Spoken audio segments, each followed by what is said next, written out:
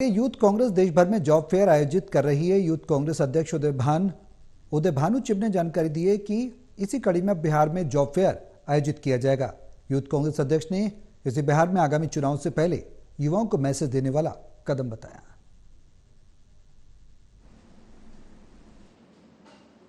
Youth Congress देश भर में जॉब फेयर आयोजित कर रही है और इसी कड़ी में दिल्ली में तालकटोरा स्टेडियम में जॉब फेयर लगाया गया था और उसके बाद निगाहें बिहार पर। बिहार में आगामी विधानसभा चुनाव से पहले विशेष रणनीति यूथ कांग्रेस बना रही है। यूथ कांग्रेस अध्यक्ष उदय भानु चिब इस वक्त हमारे साथ हैं। उदय भानु चिब जी, आप बिहार में खास तौर से आज जानकारी भी दी गई है जॉब फेयर को लेकर, क्या योजना आपने बनाई है और कैसे आप इसको ला रही हैं, क्योंकि बड़े सवाल उठ रहे हैं कि इसमें वाकई रोजगार मिल रहे हैं या दिखावा है। देखिए, सबसे पहले तो जो दिल्ली में 19 तारीख को जो रोज़गार मेला हुआ, सक्सेसफुल हुआ, उसका धन्यवाद मैं अपनी टीम को और ख़ासकर मीडिया को करना चाहता हूँ, क्योंकि जितनी हमने पीसीज की थी और जो हम करने वाले थे ये रोज़गार मेला, इसमें मीडिया का भी बहुत कंट्रीब्यूशन है कि ये मैसेज आम युवाओं तक जो बेरोज़गार हैं गया। और हमारे जब भी प्रोग्राम होते हैं, इस रोज़गार मेला 10 बजे शुरू होना था, तो पॉलिटिकल प्रोग्राम्स अगर 10 बजे शुरू होना है तो 10:30 तक लोग आना शुरू करते हैं।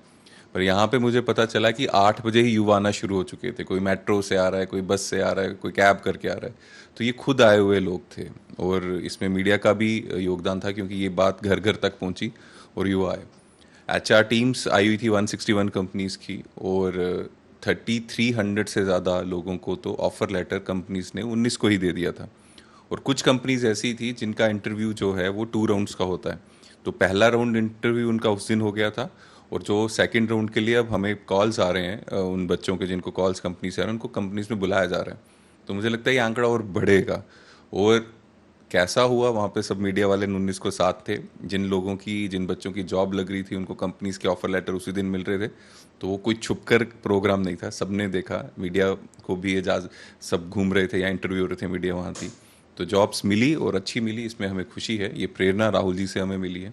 हाँ, अब इसको आगे लेकर एक चैलेंज हम एक्सेप्ट कर रहे हैं कि बिहार में भी हम ये प्रोग्राम करने जा रहे हैं। उसमें चैलेंजेस आएंगे, लेकिन मुझे पूरा विश्वास है अपनी टीम पे कि मिलकर वहाँ भी एक अच्छा सक्सेसफुल प्रोग्राम हम कर लेंगे। बिहार में आगामी चुनाव से पहले युवाओं को जोड़ने की मुहिम, और इसलिए फोकस है वोट बैंक पर, ये कहा जा रहा है। देखिए, चुनाव है वो भी इम्पोर्टेंट है, इसलिए भी कर रहे हैं, इसमें कोई छुपाने वाली बात नहीं है।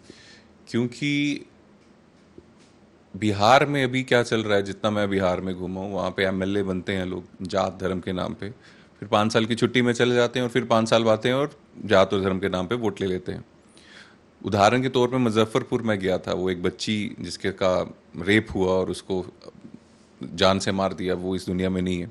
4 दिन उसका ट्रीटमेंट चला मुजफ्फरपुर में, और फिर जब वो ज़्यादा सीरियस हो गई तो उसको पटना मेडिकल कॉलेज भेजा। 5 घंटे लग गए उस बच्ची को, दाखला नहीं मिला वहाँ पे, और उसकी वहाँ पे ही मृत्यु हो गई। तो जब मैं उनके घर गया तो मैंने पूछा कि वहाँ के MLA आए मिलने, वो BJP के MLA वहाँ से।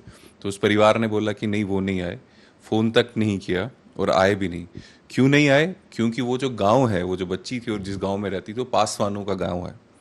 तो ये NDA वालों को मालूम है, विधायक को मालूम है कि जो पासवान है, वो पासवान जी के चलते, चिराग पासवान जी के चलते ये वोट बैंक मेरे को ही मिलना है, तो कोई रिस्पॉन्सिबिलिटी नहीं है। इस तरह की राजनीति चल रही है, तो इसको बदलने की ज़रूरत है। खासकर युवाओं को, बिहार के युवाओं को हम ये कहना चाहते हैं कि ये जो MLA बनते हैं, इनका रिपोर्ट कर चेक करो, इन्होंने काम किया कि नहीं किया। अगर किया तो इनको वोट डालो, चाहे वो BJP के हों, JDU के, लेकिन नहीं किया तो बदलाव करने की ज़रूरत है।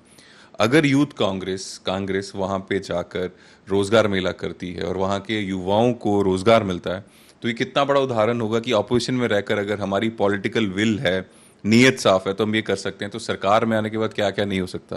पिछले 20 सालों में कोई रोज़गार का मौका नहीं मिला बिहार के लोगों को, इसलिए ये चल रहा है। और हाँ, दूसरा रीज़न ये भी है कि आज अगर हम किसी भी प्रदेश की बात करें तो पलायन सबसे ज़्यादा बिहार में होता है। बिहार के युवा बिहार को छोड़कर दूसरे प्रदेशों में मेहनत मजदूरी करने जाते हैं, क्योंकि वहाँ रोज़गार नहीं है। तो ये कारण ये भी है कि हम वहाँ पे करवा रहे हैं। लेकिन हाँ, इलेक्शन आ रहा है, लेकिन इसलिए भी तो मैसेज देने की भी तो ज़रूरत है कि जो लोग सिर्फ वहाँ पे टिपिकल राजनीति जात और धर्म के नाम पे कर रहे हैं, उसको बदलने की ज़रूरत है। और दूसरा, आज ही उपचुनाव के नतीजे आए हैं, कैसे देखते हैं उन उपचुनाव के नतीजों को, क्योंकि कहीं ना कहीं बड़ा संदेश देने वाले हैं बिहार से पहले। ये चुनावी नतीजे क्या मैसेज देते हैं? ये उपचुनाव का रिजल्ट मैंने देखा नहीं अभी, क्योंकि प्रेस कॉन्फ्रेंस में ही लगा था। लेकिन असली चुनाव जो है वो बिहार का जो है उसमें जो कांग्रेस काम कर रही है वो काबिल तारीफ है। पलायन रोको नौकरी दो यात्रा की, जिसमें राहुल जी भी शामिल हुए, और लगातार वैसे प्रोग्राम्स चल रहे हैं। और संगठन में यहाँ इलेक्शंस है, वहाँ पे ग्राउंड लेवल में कैडर भी जुड़ रहे हैं, बूथ लेवल पे काम हो रहा है। तो आने वाले समय में अच्छा होगा बिहार में।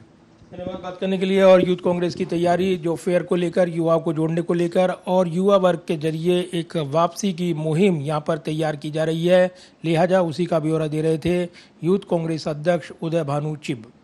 कैमरामैन विदर्भ के साथ प्रदीप कुमार, टोटल न्यूज़ दिल्ली।